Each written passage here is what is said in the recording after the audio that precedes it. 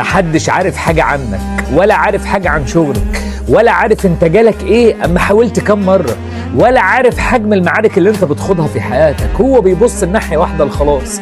فللناس اللي ما تعرفش حاجة عننا واللي بص الكادر واحد بس من الصورة، أرجوك ما تحكمش عليا من غير ما تعرف أنا بعمل إيه عشان أوصل لإيه، من غير ما تعرف كم الوجع والألم اللي شفته في حياتي عشان أوصل لحاجات معينة. كلنا عندنا أحلام بنحارب وبنحاول عليها، مرة بننجح ومرة ما بننجحش، ممكن نتعب عشان نوصل للحاجة. المهم إن اللي علينا إن إحنا بنحاول. فاللي أنت بتشوفه ده ممكن تكون المحاولة الأخيرة مش الأولى زي ما أنت متخيل، وهي ولا بتجيلي من غير ما أنا أحاول، لا ده محاولة مرة واثنين وثلاثة وأربعة. فأرجوك ما تبصش للصورة من كادر واحد، بص من كل الكوادر واعرف إن أي حاجة أنت شايفها معايا أنا تعبت عشان تبقى معايا، والمحاولة اللي أنا نجحت فيها قدامك ممكن أكون عديت على 10 محاولات كلهم بقوا بالفشل، فربنا كرمني بالأخيرة. أرجوك خليك لطيف وما تحكمش على حد غير أما تبص للصورة كاملة.